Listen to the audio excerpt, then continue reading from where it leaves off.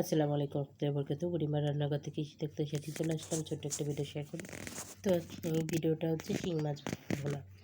তো এই যে সব কিছু রেডি করে চলে আসলাম। কড়াই গরম হয়ে গেছে, সরিষার তেল দিলাম আর দিয়ে দিলাম সরিষার তেলে কিছুটা জিরা।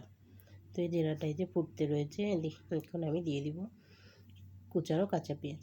তো একটু নেড়ে নিলাম জিরাটা, এই যে কুচানো কাঁচা পেঁয়াজ দিয়ে দিলাম পরিমাণ মতো, আর দিয়ে দেবো কিছুটা কাঁচামরিচ।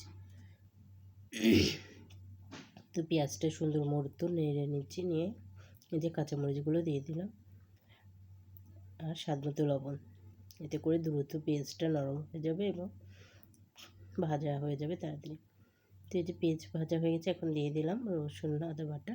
এটাকে সুন্দর মতো একটু ভেজে নেব, নিয়ে তারপরে একটু পানি দিব ভালো করে মশলাটা কষানোর জন্য, আর বাকি মশলাগুলো এক এক করে দিয়ে দেবো।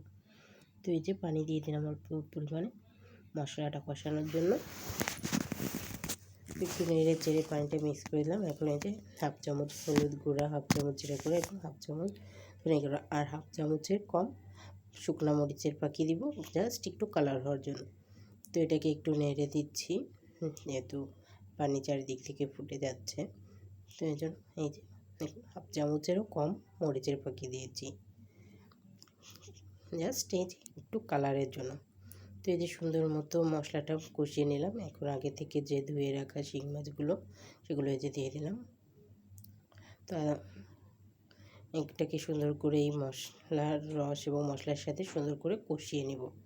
তো এই যে নেড়ে চেড়ে দিয়ে এখন ঢাকনা দিয়ে ঢেকে কিছুক্ষণ রান্না করব।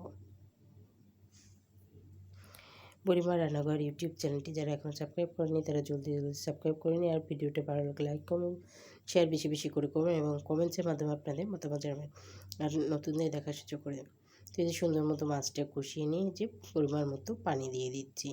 তো আগে একটু পানি দিয়ে নেড়ে চেড়ে নিয়ে পরে একটু পানি দিয়ে দিব, আর অল্প একটু পানি দেব, দিয়ে আমি ঢাকনা দিয়ে এটাকে রান্না করতে থাকবো। তো এই যে দেখুন কি সুন্দরভাবে ফুটে গেছে। তো এখন একটু নেড়ে দিব, সেজন্য আমি ঢাকনাটা তুলে নিয়েছি।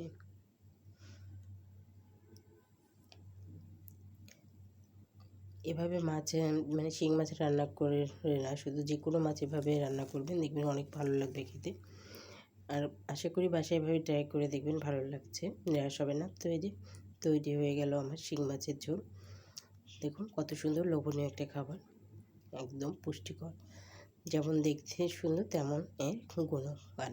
তো আজকের মতো ভিডিওটা এ পর্যন্তই। আবার একদিন আরেকটি ভিডিও নিয়ে আপনাদের সাথে হাজির হব। পুরো ভিডিওটা ধৈর্য সহ দেখতে থাকুন। আল্লাহ হাফেজ।